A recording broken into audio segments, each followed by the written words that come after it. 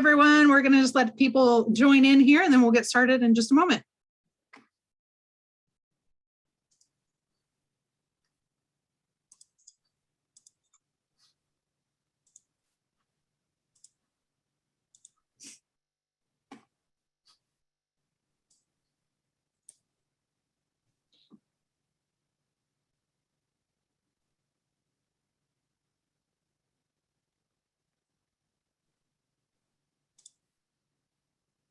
Let everybody get in from waiting. Thank you for your patience. We appreciate it.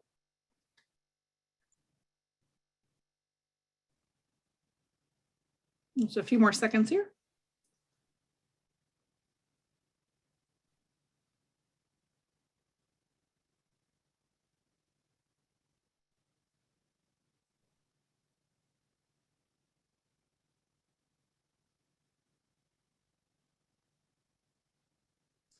All right, well, I'm going to go ahead and get started, and we have a few people who will be joining us in, but we're a minute past, so we'll go ahead and get the party started. So this is Old Betsy, Oshkosh Corporation's first vehicle built in 1917, and Tim is going to tell us all about Oshkosh, and we're excited to see his background. He's got lots of Oshkosh information. And also, if you have questions, we'll be taking questions at the end. You can put them in the Q&A box at the bottom if you're on a computer. If you have a problem, you're experiencing some difficulty, you just have a question for me that's not related to the presentation, you can put it in the chat box and I will respond to you. And with that being said, I'm going to turn it over to Tim. I'm going to back out of here and let him take over the show. Well, let's see if I can share this screen appropriately. Can you see it, Leanne? Or can you see it?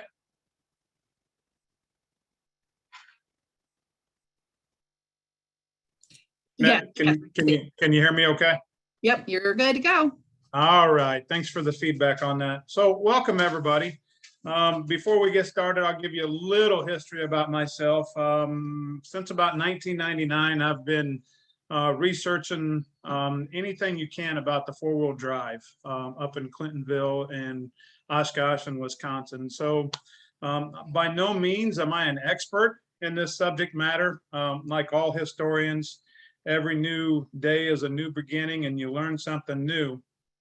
But with this, you know, Leanne and I've talked about this several times about doing a presentation. So I'll go a little quickly because I can ramble on for quite some time. I've got 50 some slides and I need to zoom through some of them so we can leave it last 15 minutes for question and answers. But, you know, Oshkosh Truck has a long history of being in Wisconsin. And for the last 105 years, they've been established in Wisconsin. May 1st, in 1917, two Clintonville businessmen, one being William Besserdick and the other one being B.A. Mosling, come together and created the Wisconsin Duplex Auto Company. With no factory in Clintonville to call their own, they ventured out to other communities looking for support. William Besserdick headed south to Milwaukee to build Old Betsy, and B.A. Mosling stayed up in the area trying to find some city or some community that would support this new adventure. B.A. was out selling stock at the time. So it was, you know, Old Betsy, it's unknown how many days it actually took or months to build Old Betsy. But it was built in Milwaukee. A lot of people think that it was built in Oshkosh, but they didn't move to Oshkosh until 1918. They stayed in Clintonville in 1917.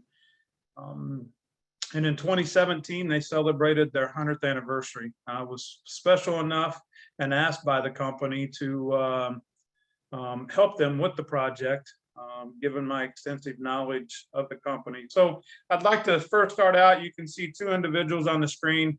The one on the left is Shyla Stamps. She is the granddaughter of William Besserdick. I was able to, in 2018, get her to Oshkosh, and she was able to see the fruits of her grandfather's labor. And then also, many of us in the American Truck Historical Society have heard the gentleman's name on the right, Clarence Inky Youngworth. Clarence was a longtime employee, started at Oshkosh Truck in 1945 and worked up until the day of his death. He was there 73 years. So in January of 2018, we lost Inky. 2 days before that, he was still reporting to work at Oshkosh Corporation. So disclosure, I do not work for Oshkosh Corporation. The information presented in this is with many of research and it's without bias. Photos used that are not mine will be marked with the individual or the company name. And when it comes to the history, we can treat history as an incredible fog, or we can figure out how to use history while accepting that each day might reveal more and we may have to update our thinking. So again, I'm not an expert and hopefully I might learn some new things tonight. And then as always, I'm on call. So if Leanne already knows, if she sees me dart away, we'll reschedule it.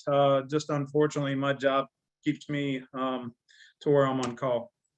This is the earliest advertisement known on Old Betsy. When you look to the left there, that is Old Betsy. A lot of people think that it looks the way that it did today. It didn't back in the day.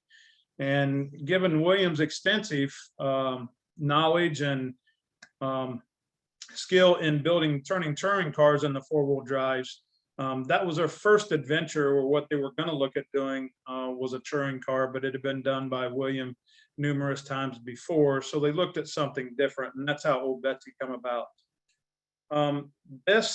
These photos, these next set of photos, I acquired out of Indiana. This is Old Betsy. This is in Milwaukee, right after she rolled off the assembly line. As you can see, it's just a frame and an engine, steering wheel, and a buckboard seat being tested. And then the technical data on Old Betsy had a 138 cylinder, 4-cycle L-head Leroy 2C engine. Maximum speed was about 27 miles an hour at 2200 RPMs. Bore and stroke is 3.125 by 4.5. As you can read some of that, I'm not going to read through all of it to save a little bit of time on this presentation.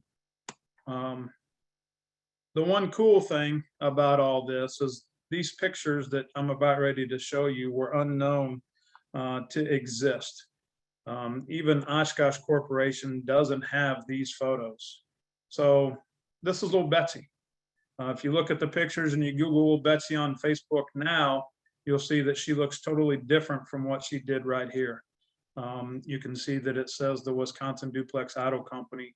One thing to note about all these photos right here, they were done in Pella, which is just north of Clintonville at William Besserdick's wife's mother and father's home and farm up in Pella is where these all come from. As you can see, back in 1917, they were putting the four-wheel drive concept and their first four-wheel drive through a lot of testing.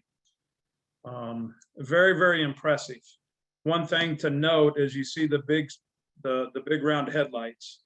Not for sure when the headlights disappeared off of the vehicle, but that's one thing that they've been trying to find since the 100th anniversary, is what happened to the headlights.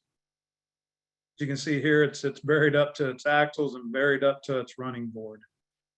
We can only assume from these pictures that the vehicle was still able to maintain and get out on its own. So this is a very unique photograph. This was taken in Oshkosh, Wisconsin at their rented factory. I would say probably circa about 1918. But if you look at the gentleman standing right in front of the doorway there, just to the left of the Duplex Auto Company, that is B.A. Mosley. To his right, that is his father, Johann Mosley. Right behind the rear tire, that gentleman is Sherrill Besserdick, the son of William Besserdick. And then the gentleman with the hat on just to the right, that is William Besserdick. So this photo is pretty rare. It's the only photo known to exist of the Mosley family and the Besserdick family. One of the key things is when they brought Old Betsy to Oshkosh, it was just a chassis. This back end was not on the vehicle yet. And William's son Sherrill was the one that drove it back from Milwaukee after it was built in the shops down there. It was built in the Andrews Motor Manufacturing Shop in Milwaukee. A lot of the pieces and parts from Milwaukee were used. A.O. Smith built the frame, and Daly Transmissions actually built the transmission down in Chicago, Illinois. But Sherrill's the one that drove it back. He had a passenger with him, a guy by the name of James Morrison. He was the stock salesman for the Wisconsin Duplex Auto Company. It's been noted in the Oshkosh Northwestern that they traveled at speeds of 2 to 30 miles an hour. Again, it was only the chassis and the body. The next day, whenever it arrived in Oshkosh, there's pictures of it climbing the steps at the Oshkosh Public Library. A few days after that, it was driven to Appleton, where, as you can see in this photograph here, that's an ambulance body that was placed on Old Betsy. It was built for the vehicle by the Appleton Body Company, and it was driven back to Oshkosh. Another photo, rare photo that shows the right side of the vehicle, and that is Sherrill Besserdick, William's son again. Another photo, a rare photo, that's Sherrill Besserdick behind the steering wheel. And this is the only known photo of Old Betsy in color, is the easiest way to say it. It was taken by Clarence Inky Youngworth. It was before the 50th celebration. Unfortunately, there was a point in Oshkosh Corporations history that they needed space, and Old Betsy was moved out beside a barn. This photo was taken by, again, Clarence Inky Youngworth, a longtime Oshkosh employee. And then if you look up at the right top of this photo here, this is Old Betsy sitting on top of the foreman's office, watching over the employees and watching over the building of military trucks back in the 50s. So that photo prior to this would have been taken right before Old Betsy was moved up on top of the foreman's shop. Old Betsy is no longer orange in this photo here. She was remanufactured in about 1966, 1967 to celebrate the company's 50th anniversary. Longtime employee Jim Kelleher, who we've since lost, now was tasked with refurbishing Old Betsy, and to celebrate the 50th anniversary, they decided they wanted to paint it gold. And Jim helped out. That's Jim behind the wheel, right after he had helped restore Old Betsy. And it was not a frame off restoration.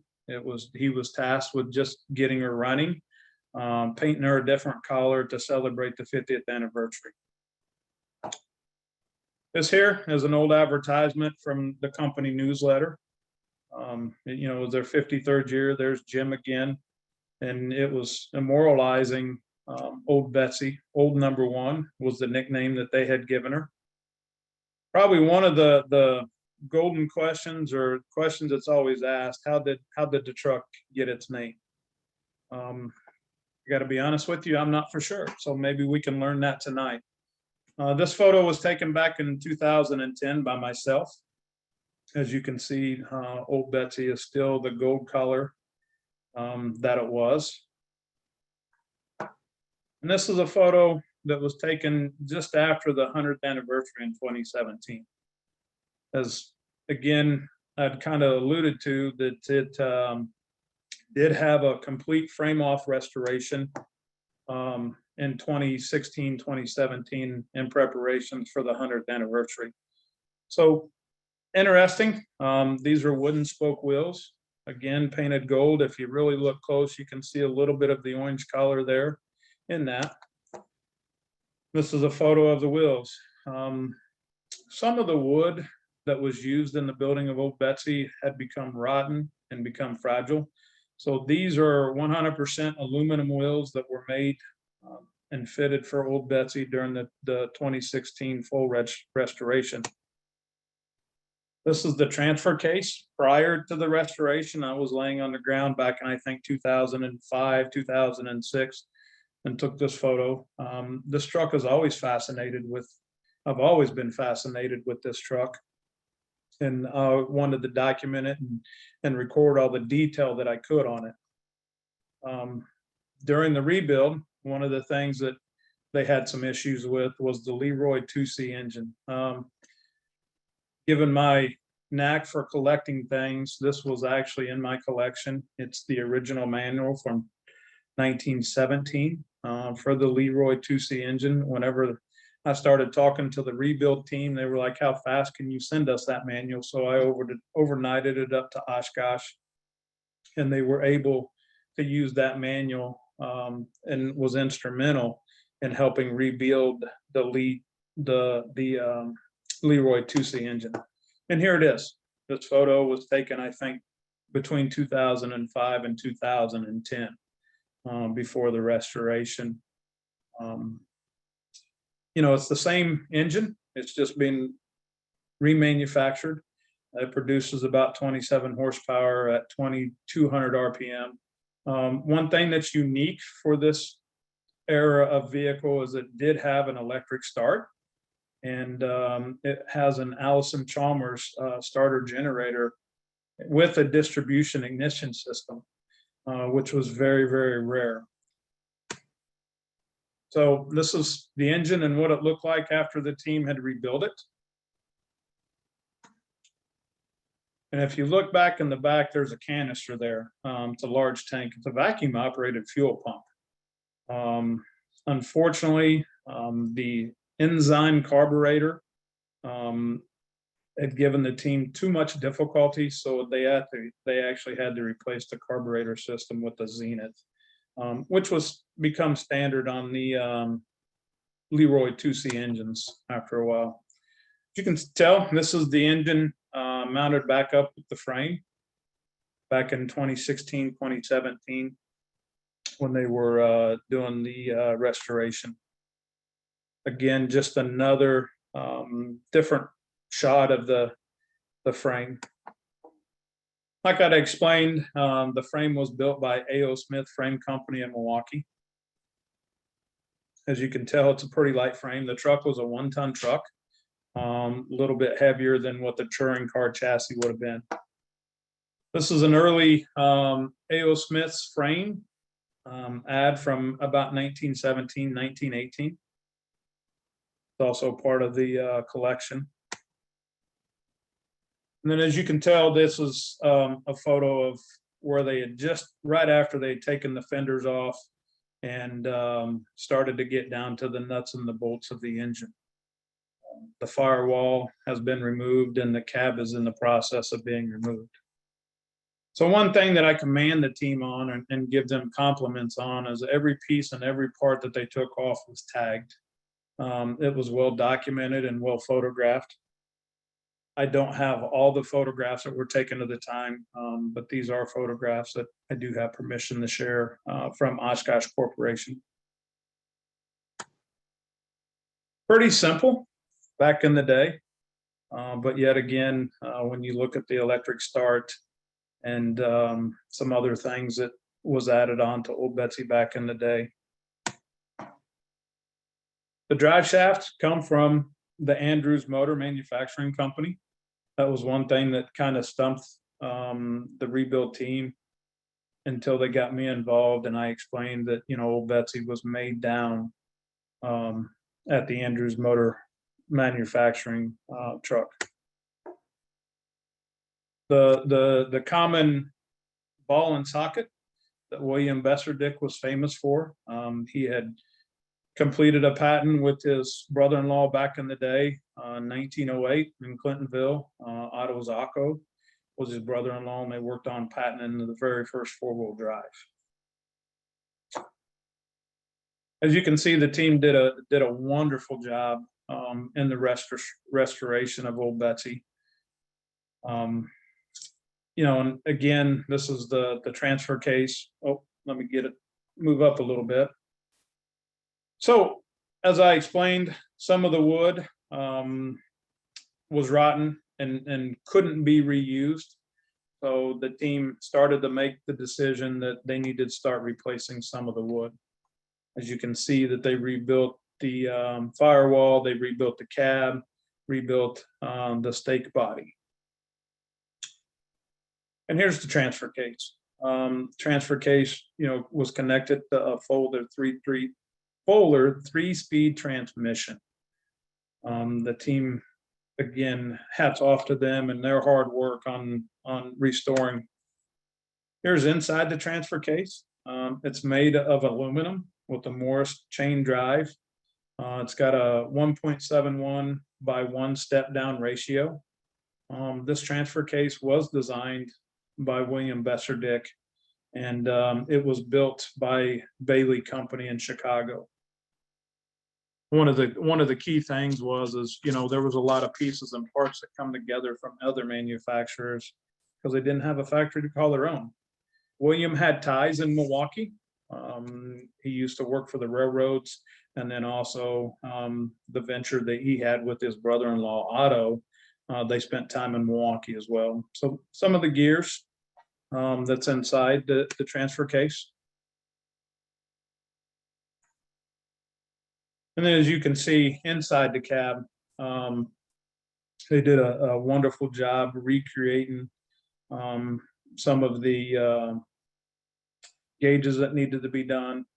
And then again, the electric start, which was pretty rare for back in the day. Another inside the look of the cab. One thing about the vehicles from back then, and if you look at other vehicles, not much room for the driver to get in on the driver's side. So most of the time, everybody entered the vehicle from the passenger side. This is a photo. I have my name on it. My son, Austin, is the one that actually took this photo. A little secret about Clarence. There's only 2 years that separated the difference between Old Betsy.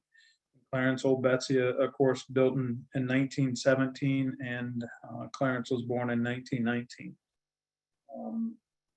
The company bestowed the special honor with Clarence to be able to ride on Old Betsy. I'm just right behind Old Betsy in the parade, and it was amazing as we pulled out where the parade route started. And as we went down the whole parade route, everybody in Oshkosh was yelling, "Inky, Inky, Inky." Put goosebumps on our hands or on my arms. And, unfortunately, months later after this 100th anniversary, we lost him. So one of the things that the company did for the team members as they worked on Old Betsy. This is some of the wood that was on Old Betsy. That's some of the team members that were involved in it, and they presented those that worked on this, worked on the restoration project. So I was very fortunate enough. I was back up in Oshkosh 8 to 9, maybe 10 times over the restoration process, helping them, asking questions, giving them answers, and I was presented with one of the plaques to be able to, for what I had done. So Old Betsy still lives today at the company headquarters. This was taken inside the company headquarters. She's on stately display right as you walk in the door of the new headquarters and go to the right. This is where she resides. It's very honored by the employees today that pass by her every morning, and they understand that their commitment to quality and service and to their customers needs to be held to the same standards as what they do from 1917 to the day. If you look back on the stake body truck, there's a larger plaque with one of the old company logos and team members. One of the golden questions that I've always had is when they placed the stake bed on the vehicle. As you could see from the earlier photographs, that had the ambulance body on it. And what they would do back then is they would put passengers in the ambulance body, give them a ride. It was one way that they could demonstrate the awesome power of the four-wheel drive system on a 1-ton chassis. Old Betsy is the only vehicle that was made by the Wisconsin Duplex Auto Company, or Oshkosh Truck, that is 1 ton. All the other vehicles after Old Betsy was 2-ton, 3-ton, and on up there. But again, the question remains is when the stake body was put on. Not for sure. I have not been able to run across any documentation that states when it was. But there is employees that have been around that says that Old Betsy, after it served the purpose of demonstrator and selling stock and showing what the power of the four-wheel drive system could do, she become a parts.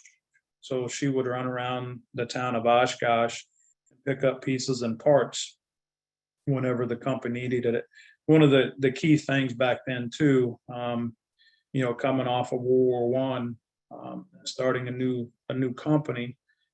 And again, everybody knows that there was already a four-wheel drive company in Clintonville that was building trucks for the military. So they had difficult times in the early beginnings. So they needed a great four-wheel drive system to show that they knew what they were doing and to be able to market the product. And you look back 105 years, or you move forward 105 years, they're one of the largest four-wheel drive manufacturers that are still in business and building trucks today. I didn't know how fast I was going to go in this presentation, so I've still got plenty of time. I've got more photos to kind of share. And this was going to be my closing slide, but I'll continue on just a little bit more. Thank you for sharing your time with me tonight as I shared my passion of Oshkosh Truck. We'll save the questions parts just for a minute. These photos were taken right after the 100th anniversary. I think I took these in August. In my mind, in these photographs, there's 2 Oshkosh left. You have Old Betsy and you have Clarence.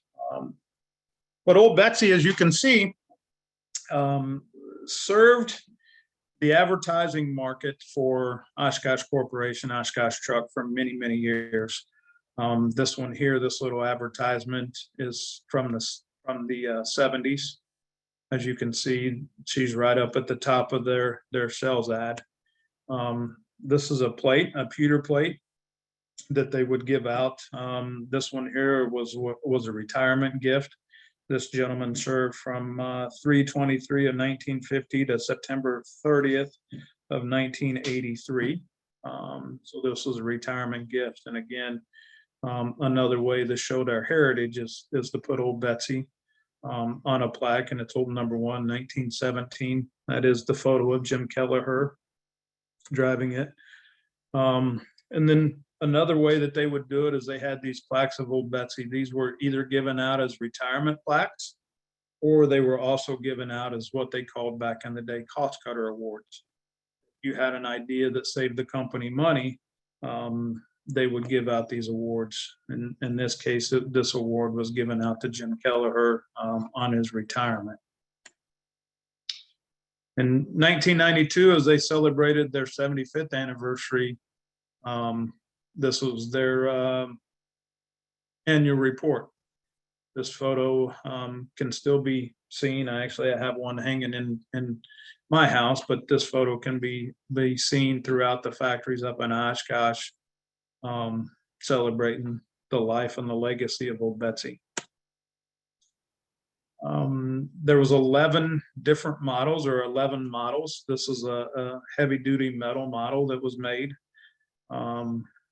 by several Oshkosh employees, and this celebrated the 100th anniversary. This is one thing I will admit that is not in my collection. For those that are on the Zoom meeting that know me very well, this is just one of those sought-after things that I'm still in search for. This was the coin that they had made for the plaques. I was fortunate enough to get a coin. And again, this kind of shows the gray what she looked like back in 1917.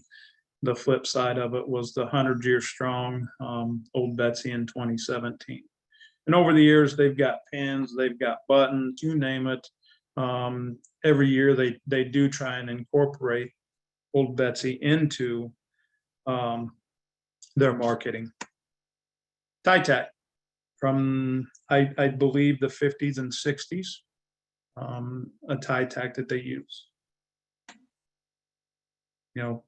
70s, their first truck, there it is, compared to the 1920s, 30s, 40s, and 60s. So this one was late 60s, early 70s.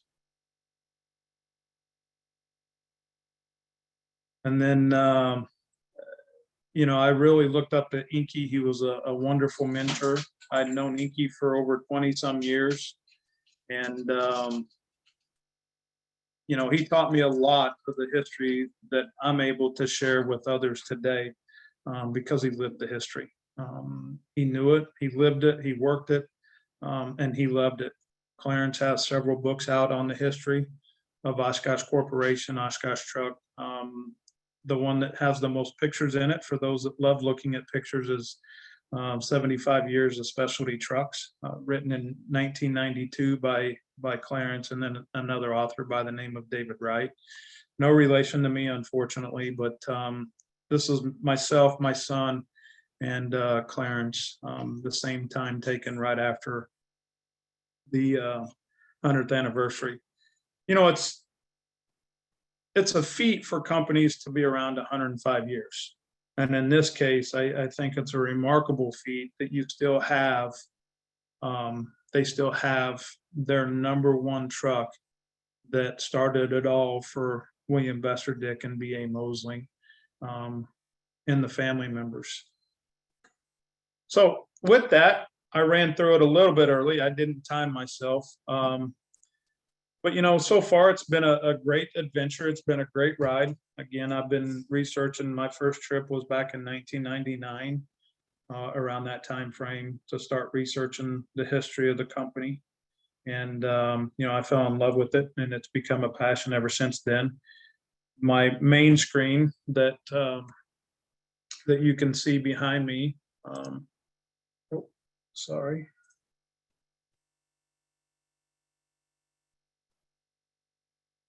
Anyway, my main screen is some of my collection that's up in Oshkosh right now, that's at the public museum, that's on display. I think I have total right now about 6,000 items related to the history of the company and those employees that made the company what it is today.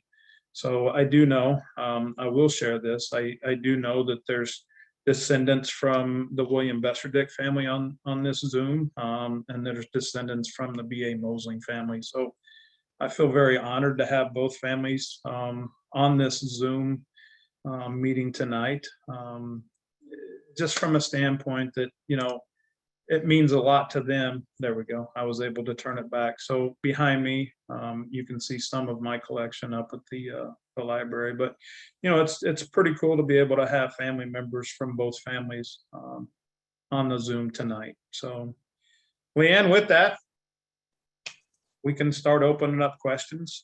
I will share with everybody. I will share with everybody, if you're going to be here at National Convention in Springfield, Illinois, I will be giving two presentations. One will be on the history of the four-wheel drive auto company, the early years, and then the next day we'll segue into Oshkosh and the history of Oshkosh Truck. For those that don't know, William Dick started both companies. So I have a little acronym for him that I call him Mr. Four-Wheel Drive, since he was the one that started both the companies. So sorry, Leanne, I butted back in. So You're fine. So the first question was, did they have differentials or live axles? They had differentials, and actually they were floating axles is what they were. Another design by William Dick. Okay. And then Ken had a couple of questions on the spec sheet. It said Fuller transmission, but you mentioned another manufacturer. It was Bailey. Bailey was the one that actually built the differential. On the shaft itself, it was the Andrews Motor Manufacturing Company, but the transmission itself was Fuller. All right. And he also wondered, where are there curtain sides available? Are there what? Curtain sides available, or side curtains available? Sorry. I'll have to, if you want to write his name down, and I can get back to him on that one. All right, Ken, we'll get back to you on that. I promise, Ken, I will. I gotcha. All right. And John was wanting to know any relationship between Wisconsin Duplex Truck Company and the later Duplex Trucks.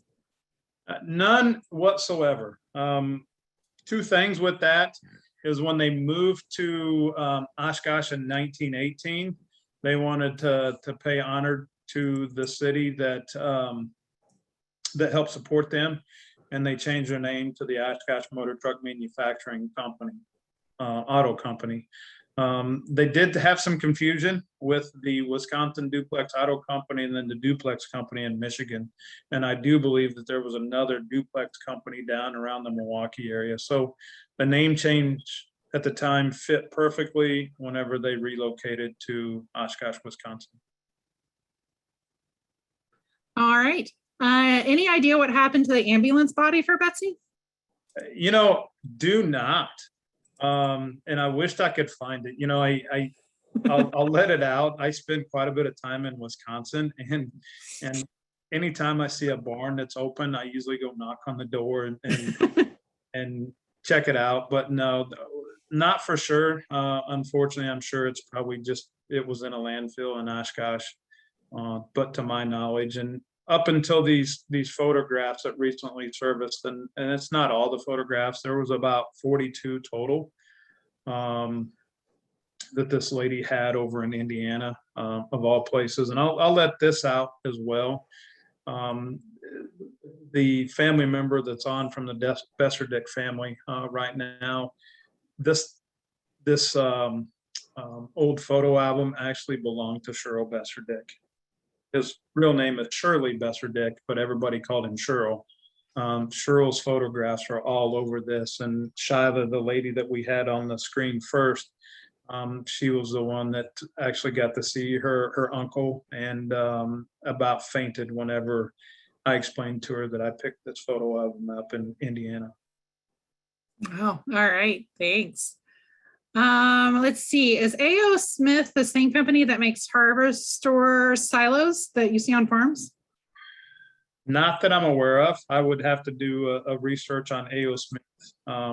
Again, I focus on a couple. Oshkosh Truck is where my heart and my passion is, and then also because of William Besserdick also started FWD. I do quite a bit of research in the four-wheel drive from Clintonville as well. You'll learn more about the relationships of William and the two companies if you come to a national convention in June. All right. And then David Hemmerwright wants to know, what company is Oshkosh's largest competitor? Well, in my mind, they really don't have a competitor because they have such a great niche, and I'll lead into it. You know, they've got such a military background. It was the early 50s that started the military contracts with the WT-2206 that was built for the Air Force, tested at Loring Air Force Base out in Maine.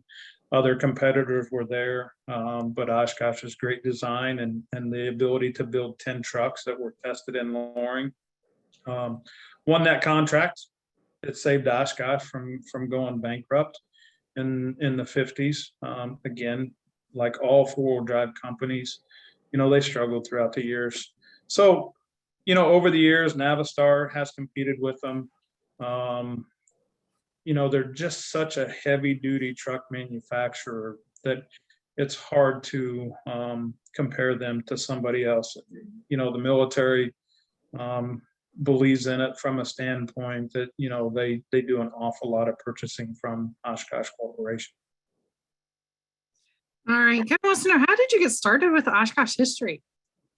You know, it takes me back to 1999. I'm a big EAA goer, the Experimental Aircraft Association. Going up there and looking at all these big trucks got me a little interested in it. But it also, I'll give you a little bit more about me. It takes me back to 1978. I was 6 years old, and my dad was a firefighter, and the airport had just taken delivery of an Oshkosh M1500 crash truck. They called them CFRs back in the day, crash, fire, and rescue. I was there, watched this big green machine get unloaded, and my dad took me on, put him on his lap, and I was kind of hooked. But, you know, again, I was only 8 years old. A couple years later, that same salesman that sold that truck come back through town, and at the time, I think it was 1981, 82, somewhere around in there, he had a Hot Wheels, and of course, what 10-year-old wouldn't want a Hot Wheels that was a big Oshkosh fire truck. I still have that part of the collection. That's the foundation of the collection. And I'm best friends with the gentleman that sold that truck. He had a long career with Oshkosh Corporation, 40 years. And he sold that truck back to the airport in 1978. So. All right. Dave asked also what the FWD company was, but I'm going to tell him, since I know he'll be at convention, he gets to come listen to your FWD talk. Absolutely. All right, Dave, you'll have to come listen, do your homework. Let's see, Chad wants to know, do you know how many patents were filed and ultimately used as proof of concept in the building of Betsy? You know, yeah, because it goes back to 1908. You know, the very first patent, which Otto and William shared together. They were brother-in-laws. You know, it goes back to 1908. You know, they conceived the very first four-wheel drive. I'm going to venture just a little bit off, but they conceived the very first four-wheel drive in 1906, 1907, known as the steamer. And it was built on their concept. And of course, whenever you use steam power in the good old cold winter of Wisconsin, it's underpowered. So what they ended up doing is they redesigned it and bought a gas engine.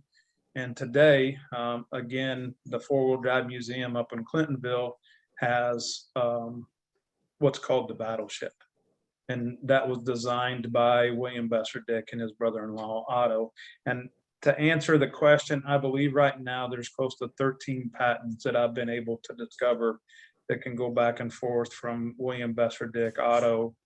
And then in again, William, I'm going to give a little bit more into the history since we've got a little bit more time. William left FWD in about 1914. He applied for an upgraded patent of his and Otto's and 1913, was awarded the patent. Again, he didn't have much money, so he needed to go out and find somebody with capital. He found B.A. Mosley. He talked about how B.A. had good business sense. B.A. was in Clintonville as a mercantile operator. He approached B.A. and B.A. funded the project. William ended up selling half of the patent rights to BA. There's an agreement out there, I believe, don't quote me, but I believe the agreement was for about $2,000 for half the patent rights of William's patent. And again, May 1st, 1917, the two partners joined forces, sold stock. And when you really think about what they did from 1917 to 2022, the company's still alive and still thriving. Long explanation, but I hope I got to where he was looking. I think we found a number in there somewhere. That's great. Bob, I'm going to answer your question. You asked how the truck got its name, Old Betsy. Yeah, we're still wondering about that ourselves. So if you find out, let Tim know. I'm sure he would love to have that answer. And we have one more question so far. Did Oshkosh restore Old Betsy in-house or at the factory? They restored it in-house. They built it in an area that's called Test and Development. Team members were handpicked. The gentleman that ran the team was a gentleman by the name of Brian. Brian's no longer with Oshkosh. He moved south and he's working with Pierce, but all the team members were handpicked. The gentleman I did not mention, but the gentleman that was had the great honor and privilege of driving Old Betsy in the parade, his name was Josh. Josh and I are still good friends. And, I kept telling him, I said, just don't be the one that dies Old Betsy, on the streets. The day of the parade, when you do stuff like that, it had a minor oil leak. We kept a pretty close eye on the oil that was leaking, and there was a game plan just in case for some reason she didn't run, but she still runs and starts today and was able to do the whole parade route. So great. Do you happen to know what BA stands for in BA Mosley? Yeah, Bernard. Bernard is BA's name. So. Well, that's it. That's all the questions we have for tonight. It's been great. I'm going to turn my video back on so you can see me. I'm not just a voice in the ether. But again, like Tim said, definitely come. Our next thing is going to be our convention, June 9th through 11th. It's in the Illinois State Fairgrounds in Springfield, Illinois. And Tim's going to be there doing a couple of presentations. We have many, many more on tap as well. Paul Morton told you Bernard Andreas Mosley. So there's your answer. Thank you, Paul. So I'll let the cat out of the bag. He's one of the Mosling descendants. Yes, so. I figured he would probably know the answer to that one. So thank you, Paul. We love that. But it was a great presentation. We were so excited. This will again be archived on our website under webinars. You can find all our past ones there as well. And we look forward to having you in Springfield. All right. Thanks, everyone.